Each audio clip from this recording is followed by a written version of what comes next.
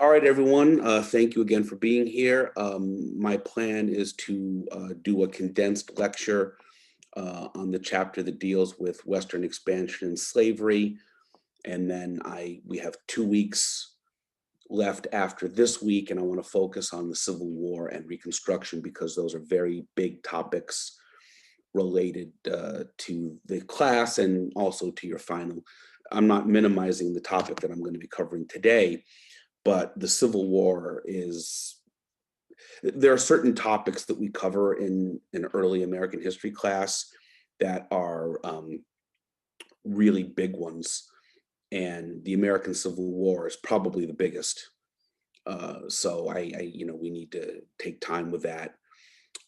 So we've already, in material that I've covered so far, we've already covered the issue and the relationship between Western expansion and slavery.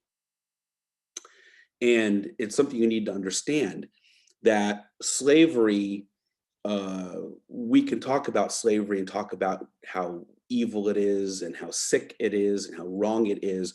But you also have to understand during that time that it's also, for people in the South, they also look at it as an economic issue.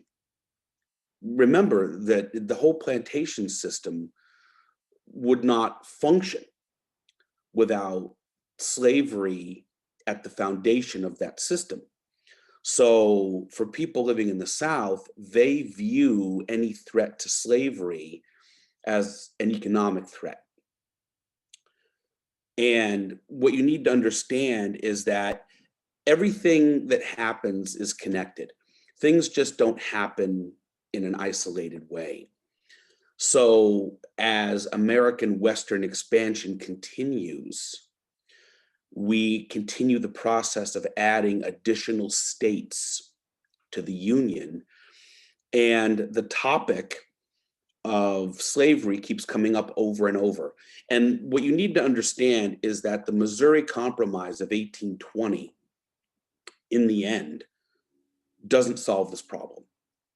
There is what you need to understand, and I hope you will come away with an understanding by the time we're done with this course, that in the end, no matter what was tried, no matter what political deal was made or attempted, nothing was going to solve this problem.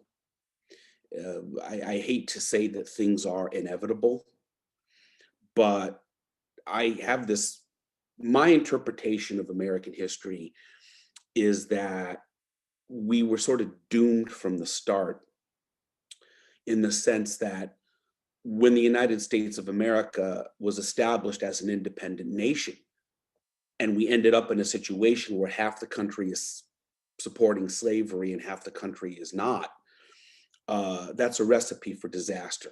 There's no fixing this, really. And in the end, there was no solution other than war. And I know we would like to think that it would be nice to think that whatever problems exist in the world can be worked out through negotiation. Look, there were people who tried, intelligent people. Henry Clay of Kentucky. I mean, one of the last things that he does prior to his death is help to try to negotiate something called the Compromise of 1850. It doesn't work. The only thing these political deals do is it buys you a little time, but it doesn't prevent what's coming. You need to understand that. And in the end, things are going to deteriorate. And I'll be honest about it. What reminds me now about this period is this growing sense with people that we can't work problems out, and a growing sense with people that they don't really want to. The increasing belief that those with whom we disagree are enemies, and they are not to be. We really don't want to work with these people. We don't want to live with these people. We don't want to interact with these people. How many of you have a friend or family member in the past few years who either really doesn't want anything to do with you, or you really don't want anything to do with them, because the way you see the world is so profoundly different that they don't want you in their life, or you don't want them in yours. Use the reactions button to raise your hand if you have had that experience, and a few of you have. Well, that's wow. So if you think about that feeling of someone, a relative or a friend who you no longer want in your life, or they no longer want you in theirs, this is where we're headed. Um, People tried to work it out. There's no working it out. The differences were too, they could not be reconciled. That's all there is to it. So we are headed toward a sense of doom, which will be the Civil War, which in my view is still the worst thing that ever happened in the history of the country. I mean, it's literally, Americans killing Americans, brother against brother, friend against friend. It's a really awful moment in American history, and we're going to cover that in some detail. So there are some questions to ask, and I hate to tell you this, and I guess maybe because of everything going on in the world right now, I'm in a bit of a negative state of mind. But the one thing I've learned as a historian is the one constant in the history of the world is human conflict. There always seems to be conflict about something, whether it's religion, land, money, power. People do not seem to have a problem finding things to fight about. And there's going to be a lot of conflict here as America expands westward. And a price will be paid. The Louisiana Purchase doubled the size of the nation, but American Indians are the ones who largely paid the price for that expansion. I mean, Thomas Jefferson was interested in American Indian culture, but he thought that white settlement was more important. Then we're going to have the Mexican-American War of 1846. The Americans are going to win that war, and in the process, add what is basically the American Southwest to the United States. I mean, I'm sitting here right now in the San Diego area. I mean, in 1845, this is Mexico. So, I mean, history is a violent subject, and it's very disturbing. I have a student asking, is the assignment due at midnight? Yeah, by midnight. But please don't wait to the last minute, to do it. And then all of a sudden you're frantically trying to type your answer, and then the clock runs out, and then I get the hysterical email about the clock ran out. And well, let's just not go there, please, if we can avoid it. So Mexico is going to lose a lot of its territory in the 19th century. American Indians, I mean, just to try to put this into a context, I mean, there are probably fewer than 20,000 white Americans west of the Mississippi in 1800. By 1850, California becomes America's 31st state. And by 1890, there are no longer going to be any American Indian tribes existing and roaming freely as they had. So the 19th century, when it comes to, if you prefer to use the term indigenous people, you can say American Indians. Some people say indigenous people. Some people say Native Americans. I know who you mean. But the 19th century is the century of American expansion. And the reality is that for American Indian tribes, it's the century, for many of them, it's their century of doom. There's a lot of conflict going on here. So the United States is gaining territory, but Mexico is going to lose territory. American Indians are going to increasingly be pressured and lose control and lose territory as well. So, I mean, American expansion comes at a price, and I think that people need to understand that. I mean, I'm an American. I'm born and raised in this country. At the end of the day, despite our problems and dysfunction, I'm still very glad that, this is the country where I live. But at the same time, I mean, I think that to give an accurate representation of history, we have to talk about the big picture and talk about the good and the bad. Um, One of the lessons of the coronavirus pandemic is that it is a reminder not to underestimate the power of infectious disease. And you may remember from early in the semester how I talked about one of the reasons why the Europeans were able to conquer so quickly is that in addition to their guns, they had another weapon, infectious disease. If you die from an infectious disease, you're just as dead as if you're killed from a bullet or a gun. And as Americans are moving into the West, they are also bringing with them infectious diseases that the native population does not have immunity to. And it's going to be devastating. Absolutely. Diseases that we talked about earlier, like smallpox, for example. And let's not forget how deadly the flu can be. People die from influenza. And of course, there's a disease, respiratory disease called whooping cough.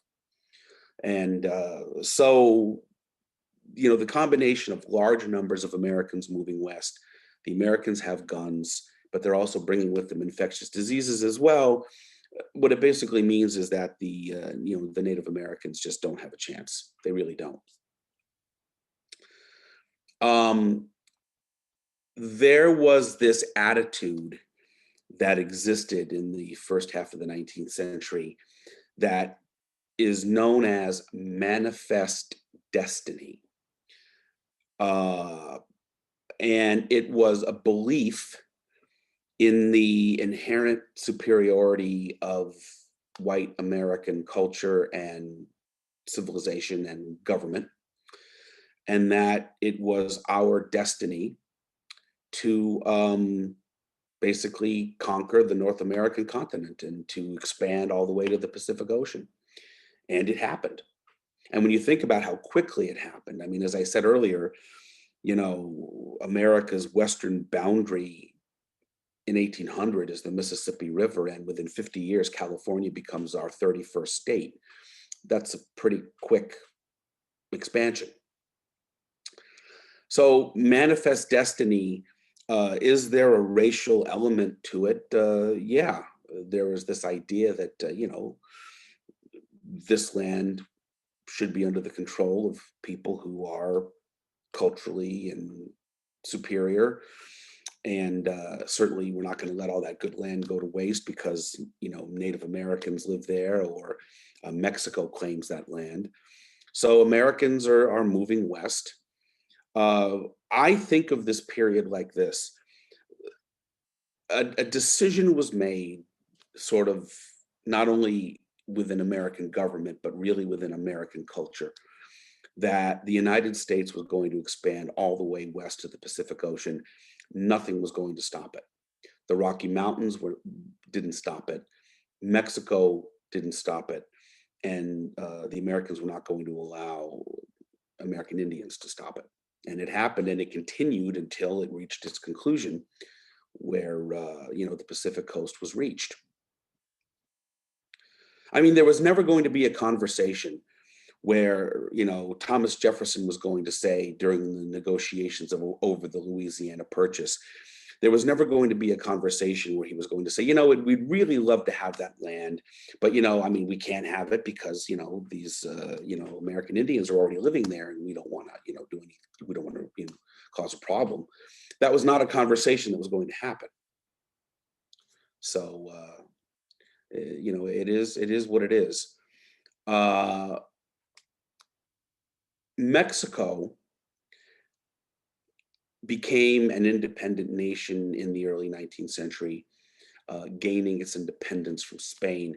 And I'm always making a mistake on this, where I always think, hold on, is it 1821 or 1823? Hold on, let me do a quick fact check. 1821. So Mexico gains its independence from Spain, and geographically was a much larger country than it is today. Although I will say that much of the territory that Mexico claimed as their own following independence, much of that territory that was located in North America um, was not particularly densely populated with a large Mexican population. You had populations along the Pacific coast mostly, but into the interior, most of that land was inhabited mostly by Native Americans. So Mexico gains its independence from Spain, and geographically speaking, was probably at least doubled its current size, and includes the American Southwest and, of course, modern day Texas. I mean, Texas itself as a state is the same size as France. So Mexico has a lot of territory to govern, and the way the population was spread out, they were simply not going to be in a position to secure it and govern it in North America the way that they really wanted to. Texas, well, at the time they would have referred to it as Tejas, was in many ways land that was very inhospitable. If you've ever been there, I mean, it's hot, it's dry. You have to remember, this is a world where there is no air conditioning, where access to fresh water is really an issue in the difference between life and death. Temperatures can get extremely hot. And so you have this big piece of land, this region, Tejas, that is generally speaking not very densely populated at all. There are not large numbers of people who are building communities in this region. And the Mexican government wants to populate this region. So they invite not only people from Mexico proper to live there, but also Americans who, in some cases, they may be immigrants or the descendants of recent immigrants or just people looking for a new start. And they're basically saying, well, come live in Texas and become part of Texas and become part of this new nation that we're building called Mexico. So these people move there. But then as time passes, they do not want to be governed by the Mexican government in Mexico City. So a conflict breaks out, and people living in this region, Texas, basically want to be, well, a lot of them want to be part of the United States, but what they really want is to be independent from Mexico. So people in Texas essentially fight their own war against Mexico to achieve their own independence. There are some famous names from this: Davy Crockett, Sam Houston. The city of Houston, of course, is named after Sam Houston. And there are some famous battles. Arguably, one of the most famous ones happened in what is today San Antonio, the famous battle at the Alamo. And the defenders of the Alamo were surrounded. It was outnumbered. They were outnumbered, and in the end, they sort of fought this last stand.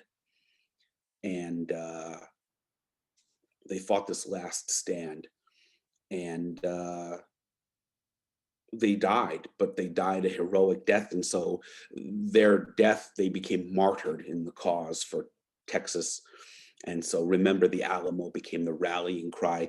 And what you have to understand about Texas is that Texas existed as an independent nation for almost 10 years. Well, Texas gained their independence in 1836, but did not become a state in the United States till 1845.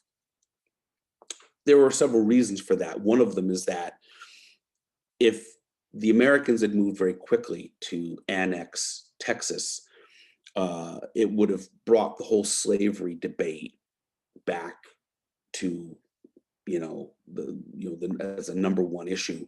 And so the idea of annexing Texas was sort of pushed to the back burner as a way of sort of saying, we really don't want to deal with this now.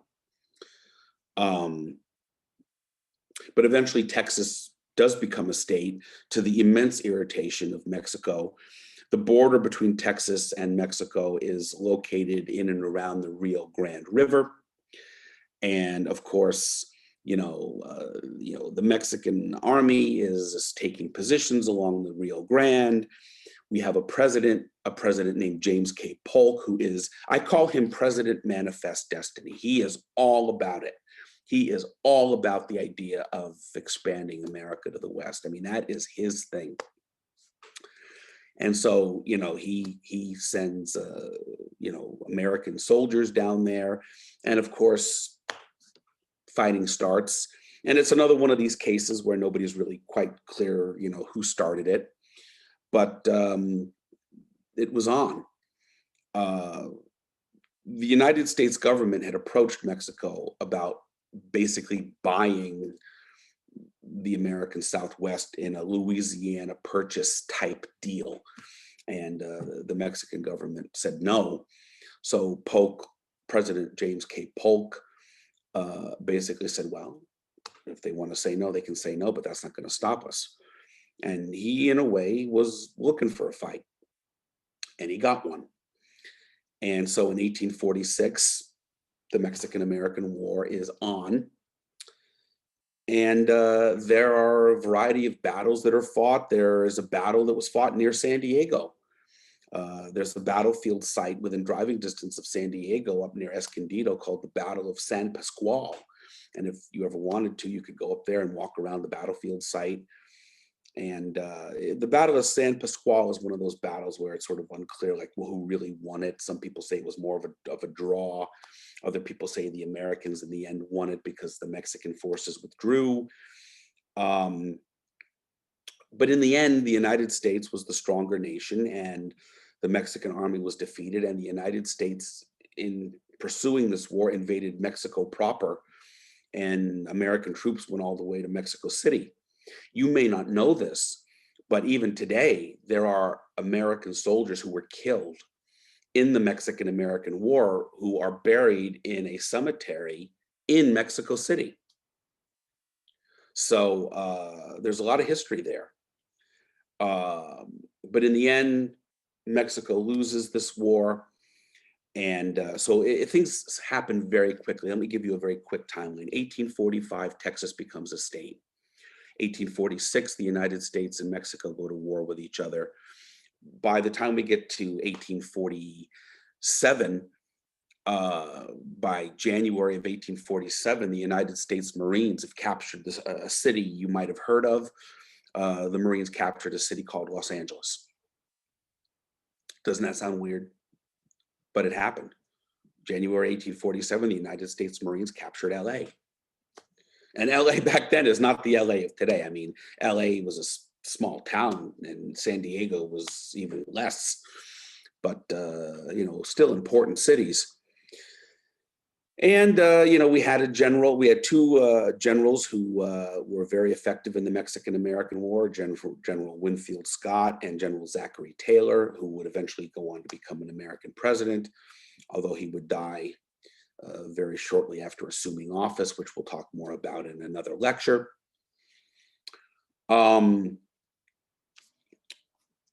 So Mexico loses this conflict, and out of it,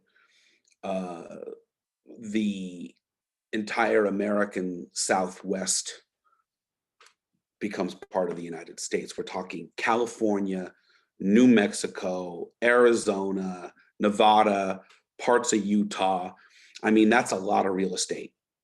And when you add Texas on top of that, I mean, between 1845 and 1850, in a 5-year period, the United States acquired Texas, California, Arizona, New Mexico, Nevada, and Utah. I mean, not all of that territory became states right away, but all of that territory came under American control. Texas became a state in 1845. California became a state in 1850. That is pretty quick. By the way, and I may have mentioned this to you before, if you look at the map of the United States and you look at the northern part of Texas, sort of the panhandle, it just sort of stops. And then Oklahoma has this weird little piece that goes right across the top. They call that the panhandle. And the reason for that is that when Texas came into the Union in 1845, Texas came in as a slave state. But because of the Missouri Compromise of 1820, Texas was not allowed to have a border north of the 3630, no, wrong line of latitude. Hold on a minute. Let me find it. I'm getting my borders confused here. Missouri Compromise latitude line. No, I was right, 3630. Sometimes I think I'm wrong. You know what happens when you study history the way I do? You've got so much information in your brain that it gets jumbled up. And even though I've studied this stuff for years, I myself get confused and have to study. The Missouri Compromise established the latitude line of 3630 as the northern limit for slavery to be legal.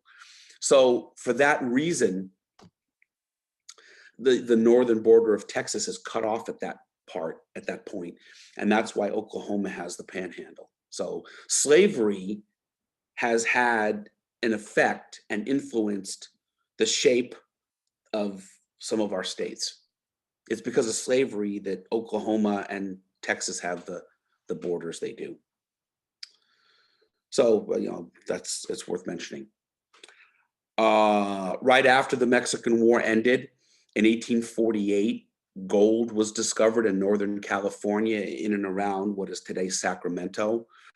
And in 1849, like moths to a flame, probably at least 100,000 people just went whoosh, and they converged on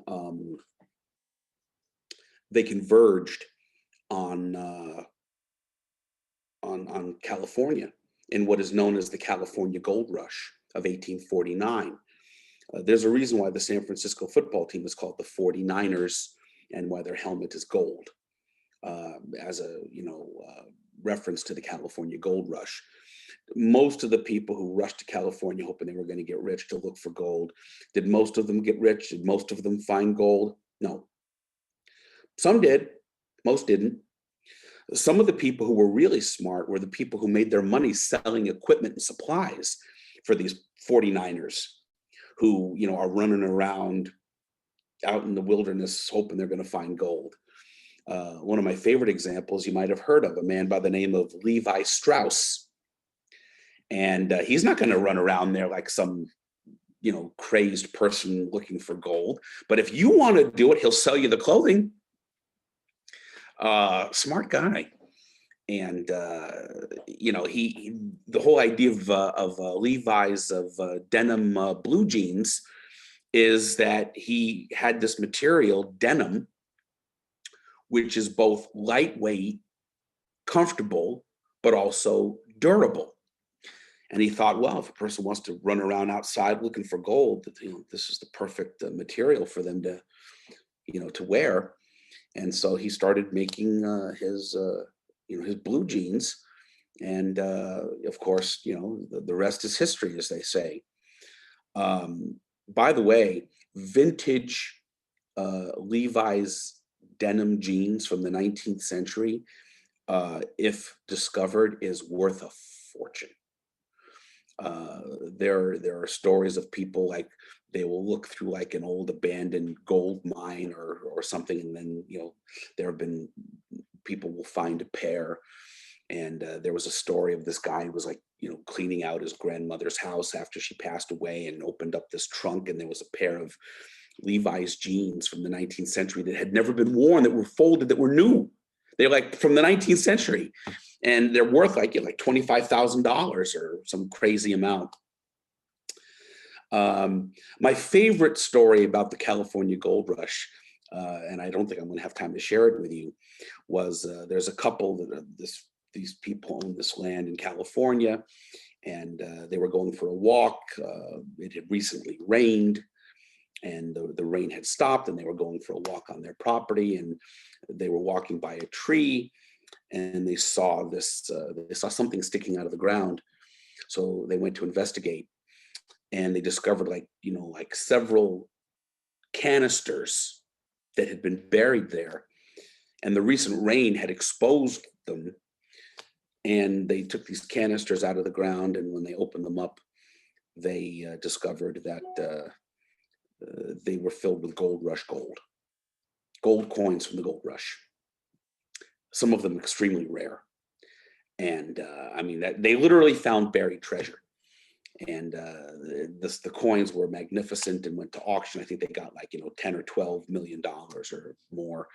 And I don't think I'm going to have time, but in class I would show the students that story. Things like that never happened to me.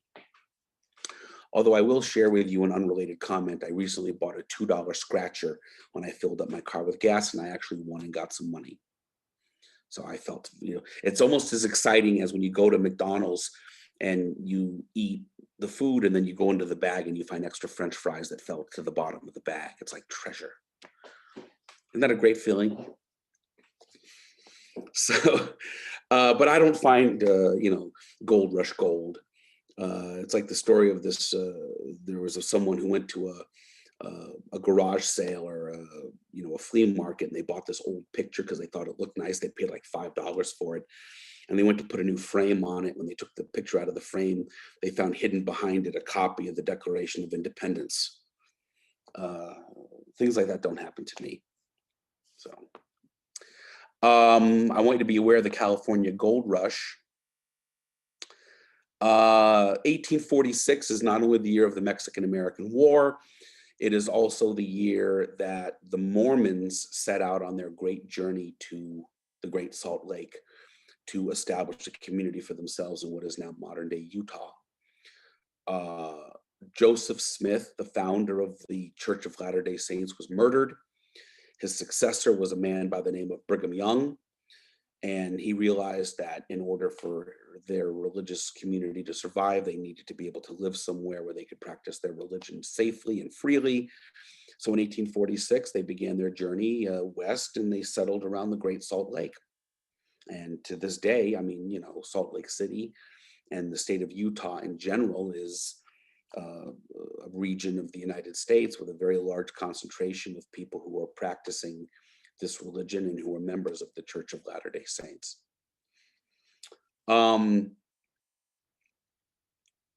Zachary Taylor, by the way, what was cool back then? Military commanders had nicknames. They call it a nom de guerre, sort of like a nickname. And like Andrew Jackson was called Old Hickory. Zachary Taylor, his nickname, they called him Old Rough and Ready. It's a good nickname for a military commander, Old Rough and Ready. And he was elected president and became president in 1849. He was a slave owner. But what's interesting is when the time came to admit California as a state, it was clear that California was going to be a free state, that there's no way slavery was going to come to California. And of course, the southern states didn't like it. And they felt that they needed to get something back politically, because the balance was now going to tilt very much in favor of the free states over the slave states if California came in, right? So what's interesting about Zachary Taylor is that even though he was a slave owner himself, he thought, well, wait a minute, California is going to come in as a free state. So what? Why do we have to make some kind of political deal and renegotiate the Missouri Compromise? California is going to become a free state, so let it come in, and that's that. Why do we have to, undo all the previous negotiation that had occurred back, 30 years earlier when Missouri came in? So he was not someone who was supportive of what would later become known as the Compromise of 1850. And he was pretty serious about it. So it's the 4th of July, there's a celebration. Construction had just begun on the Washington Monument in Washington, D.C., and Zachary Taylor shows up and attended the ceremony. And then he goes back to the White House, and he's going to have a little snack. He's going to eat some cherries, and he's going to have a glass of milk. All of a sudden, he starts to feel sick, and he gets worse and worse. And a few days later, he's dead. And the idea that he went from he seemed fine, and then he goes and has, eats some cherries and a pitcher of milk, and all of a sudden, a few days later, he's dead. Well, let's just say that it was viewed with suspicion, particularly because he did not support the Compromise of 1850. But later, his vice president who took over, Millard Fillmore, did. So a lot of people were thinking, maybe there's something a little fishy going on here. Maybe someone poisoned the guy. That suspicion never went away. So much so that in the early 1990s, I think it was 1991, with permission from his descendants, they dug him up. In the 1990s, early 1990s, they dug him up and tested his remains, or what was left of him, to see if there was any evidence of poison by, cyanide or some other poison.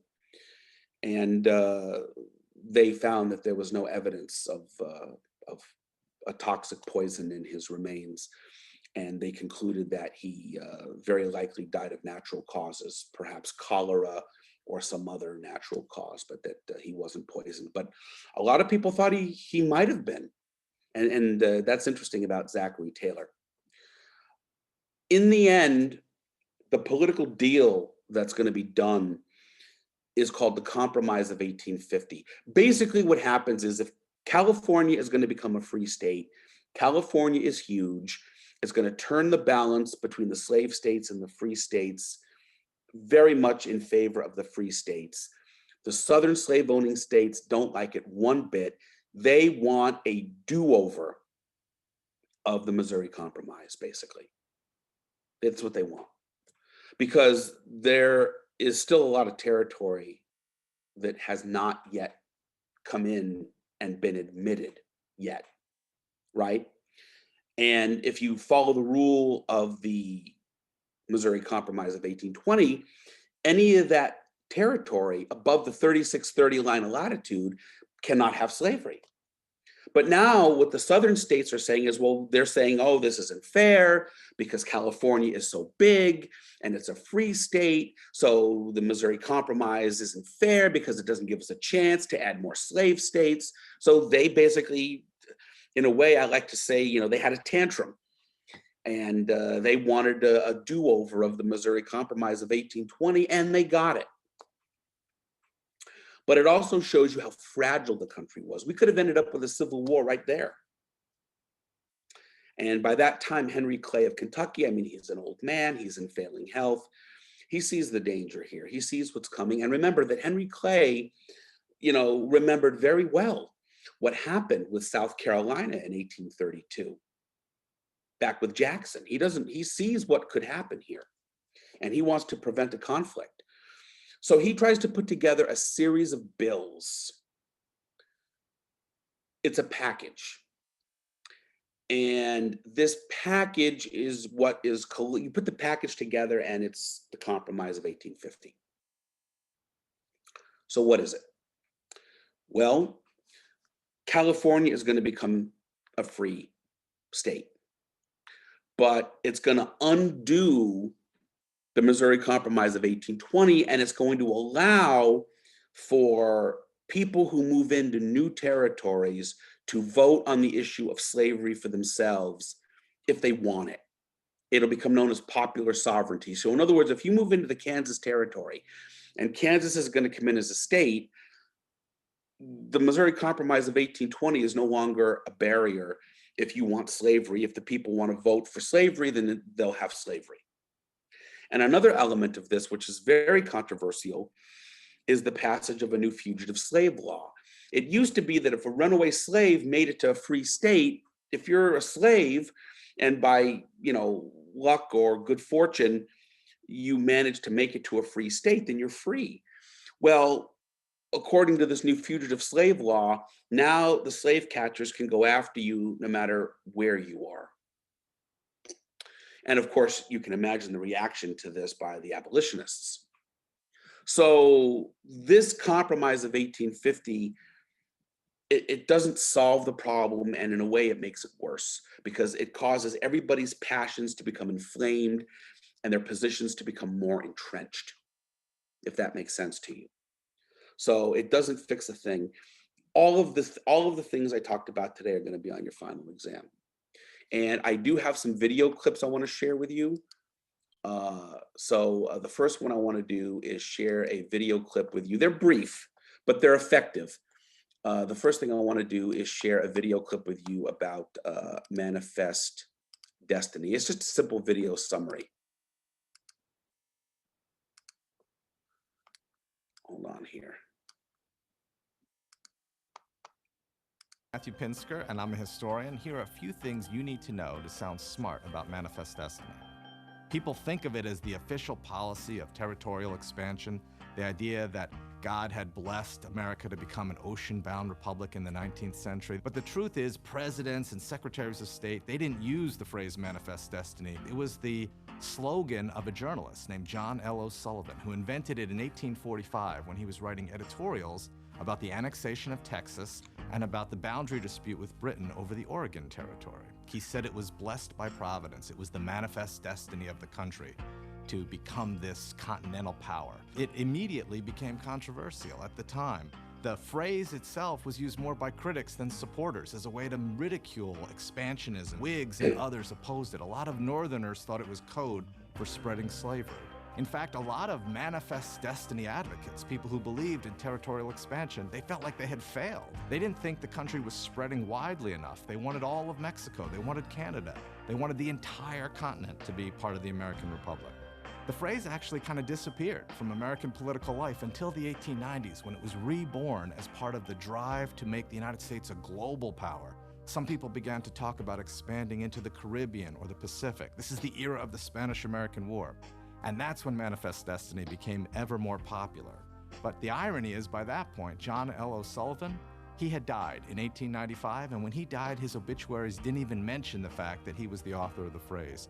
He had sort of struggled and fallen into obscurity by that point. It took decades for historians to recover his role. And it's taken a lot of time for people to realize that the policy of Manifest Destiny was really a contested one that was controversial at its beginning and remains controversial today.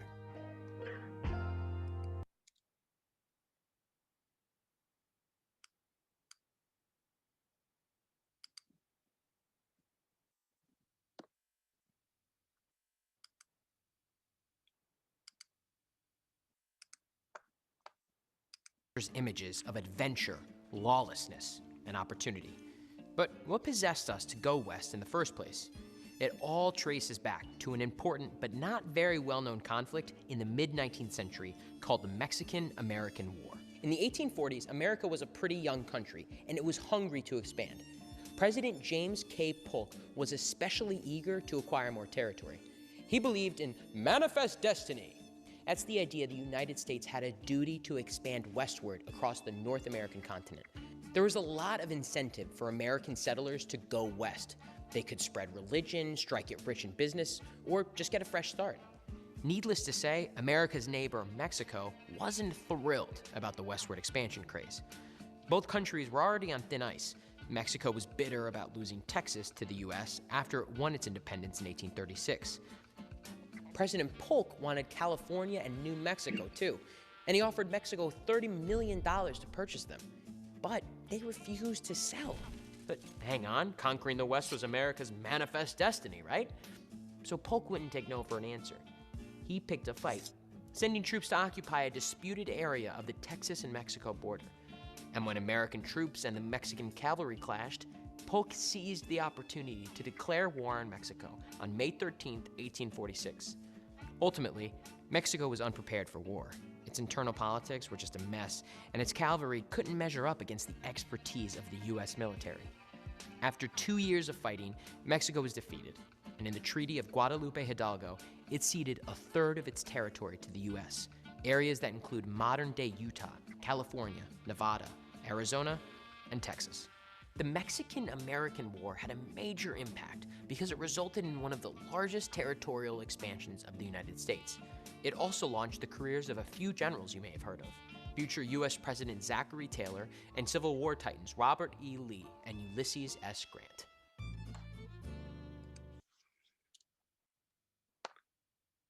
Okay.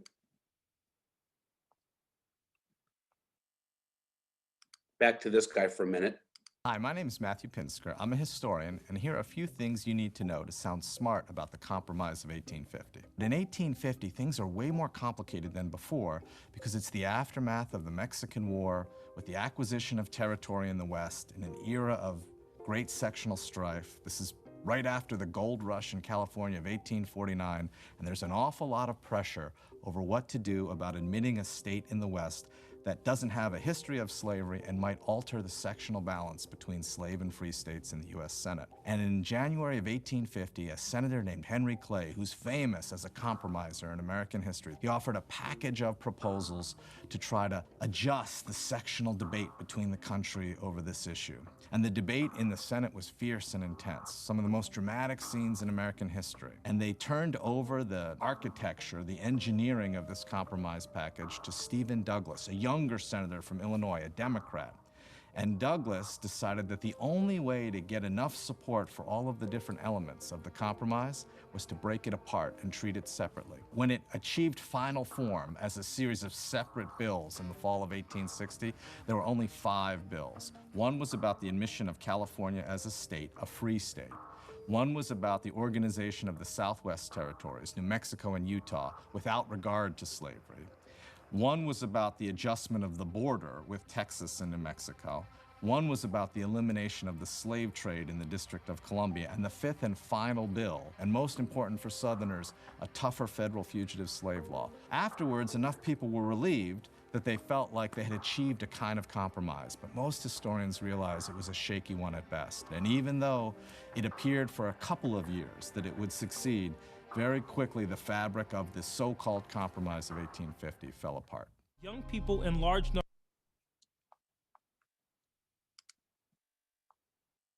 Last one.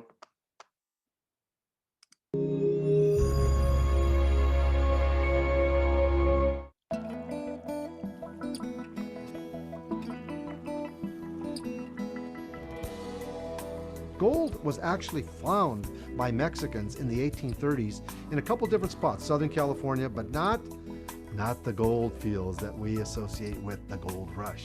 The Mexicans had no idea, of course, that gold of the amount discovered in the 1850s and 1860s actually existed there. But before California becomes a state, gold is discovered. And it's one of those transforming episodes in the American past. And the rush is on. The gold rush is maybe the classic American story. One of the funny things about the gold rush is that very few people actually made any money from gold itself. In Gold Rush, California, success followed a willingness to try and fail, and try and fail, and try and fail. In New England, where American culture originated, there wasn't a tolerance of failure like this. Failure was equated with sin and with moral failing. In California, the gold rush, none of that applied. Everybody understood that luck was as much a factor in success as anything else. The lure of quick money has just had an enormous attraction for the new America at that time. The scramble for mineral wealth, which is extremely ugly. It involves the rape of the countryside, the exploitation of Mexicans, the extermination of local tribes, the mistreatment of Asians who come in as laborers and are also very badly treated in the mines. the terrible loss of life and impoverishment of the people who go out and dig the stuff. This was a signal event that transformed the landscape, it transformed the demography of California in the West, and one could argue was a seismic shift in American history of the mid-19th century. Ironically, the great breakthrough of the gold rush was not creating fortunes from this precious metal found in the hills of California. It was, in a sense, the invention of California itself. I mean, it made this extraordinary city, San Francisco, and got enough people to move all the way out there that the state was able to really kind of turn into the extraordinary creature that it is today.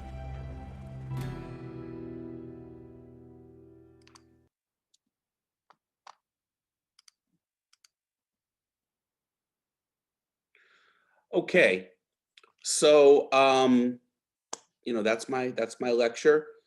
We covered a lot of topics. So after today, we have 2 more weeks. Please take your time to do a good job on the assignment that's due. And after that, you don't have to worry about anything until the final, but we have a lot of material to cover. The next 2 weeks are going to be kind of crazy because we're going to be talking about the events that lead up to the Civil War. We're going to talk about the Civil War itself and Reconstruction. So the class will end with some very intense material, is what I'm telling you. Look, we're talking about 620,000 Americans killed or wounded in the Civil War on a population base of 27 million people. I mean, California today alone has more people than the whole United States had in 1860, so we got some intense stuff to talk about. I could do a whole semester just on the Civil War. I mean, that's how big a topic it is. So I'm going to end my recording, and anyone who has any questions or comments, please feel free to remain.